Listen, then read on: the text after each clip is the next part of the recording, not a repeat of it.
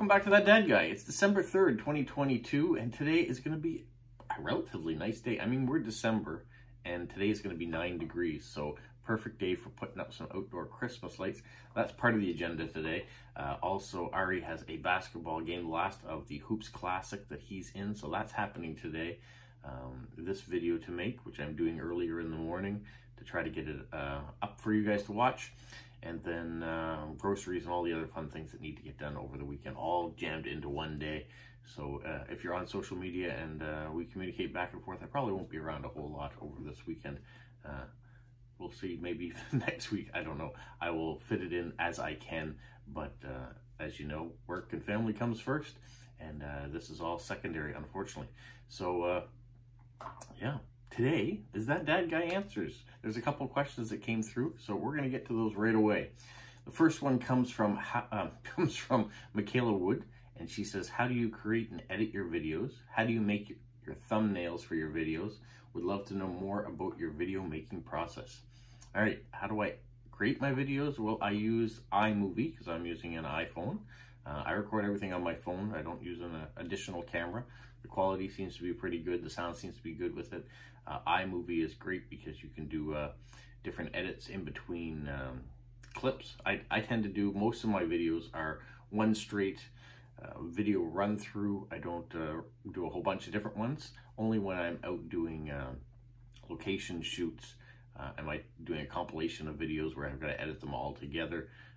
But ones like this, I just sit down and talk to you. So it's relatively easy. I add in my intro and my outro to the video after I edit off anything that might be there on either end of the video that might run a little long. So that's what I use. It's a great tool. If you use it on your Mac computer, there are a lot more options to it. So I have done that. My Mac's a bit slow though, so I have found that for speed purposes and getting it out quicker to you, using the one on my phone is better. But if you see things like flips and transitions like that, those are all on the MacBook. There's very little of that on the iPhone app, unfortunately. But you can still add audio. You can still edit the video the way you want, clip things, cut things out. Yeah, it's a pretty good tool. iMovie's, if you have a chance, if you have the device to use it, iMovie's the way to go. As far as your second question on how do you make thumbnails, I use Canva, C-A-N-V-A. It's another free tool, which is perfect for me. You can just upload your pictures that you want to have in there, and you can manipulate them how you want. You can spin the images, you can crop them. You can add words, which different fonts, different colors.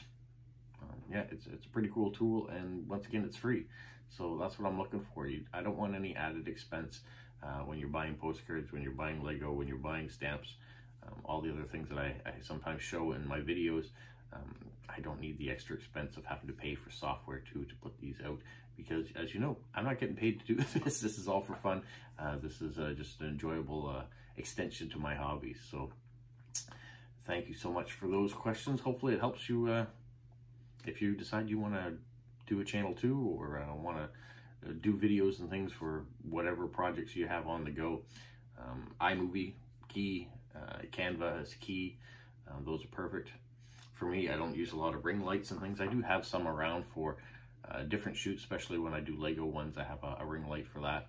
But most of the time, the lighting that I have in my room or my exterior lighting that comes from the windows is plenty enough. So thank you. I'm just looking beyond the camera to see what the next question is. There's only one more question, actually. It comes from Wendy here in Canada. She says, what kind of board games and card games do you play, and what's your favorite? All right, for this, we're actually going to do a cutaway, and I'm going to take you to a different location. You've all seen this room before. This is where a bulk of the Lego is. We're in the basement, and so yeah, I keep a lot of the Lego things here. But in the basement also are the games.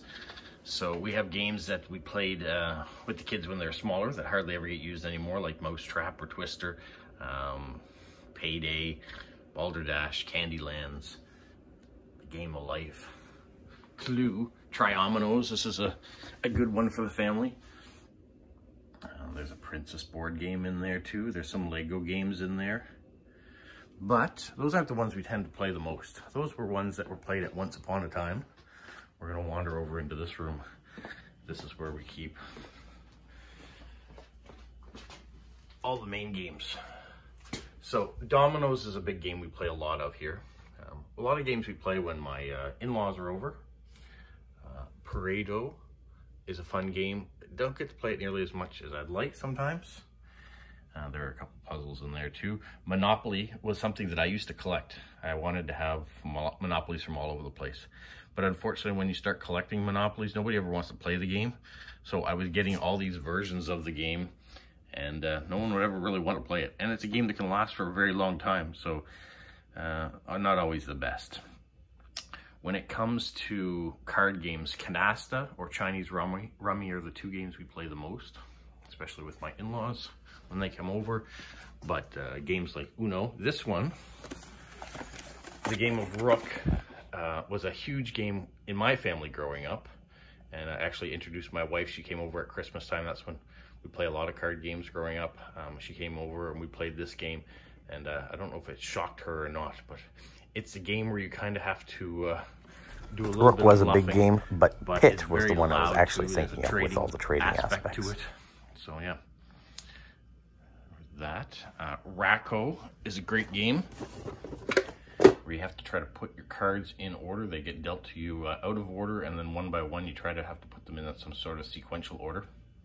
What else do we have in there? Balderdash, different Uno dominoes in there.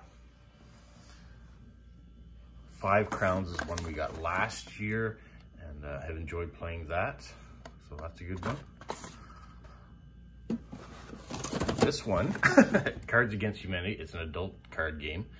I've actually never played it. We got it, and my daughter and her friends have played it. And it's not one you want to play with your kids. So, I don't know. And it's probably not one that I want to play with my in-laws either, so I don't know. I don't know if we'll ever get to play it. But sometimes we get together with other friends, and they like card games, they like board games, and show us some of the different ones that they have. And there you have it. Those are the board games / card games that we have in the house. Some of the ones that we have as favorites, some of the ones that we play on a regular basis. Yeah, we're a big house for playing games and cards. Sometimes we just don't have either people over to do it with, so it goes weeks, maybe months sometimes without playing them. But when we do, we really enjoy it. Lately though, we've just been exhausted. There's been a lot going on with working longer hours, with tournaments that are going on, preparing for Christmas. December is always a busy month, and so make sure you take time to relax a little bit wherever you are if you're feeling the stress of the holiday season, and make sure you get sleep. That's one of the things that I need a little bit more of.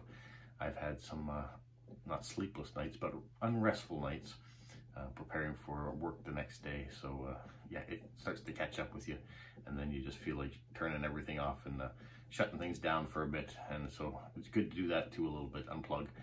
So if I do it, I do it. But you'll see videos from me. They're coming out. I have lots of stuff coming up. If you watched yesterday's mail video, I had an amazing week, very blown away by everything that came in. So I have a few parcels or envelopes in there to show you the contents of. So I will try to pepper those in when I get a chance through the week coming up.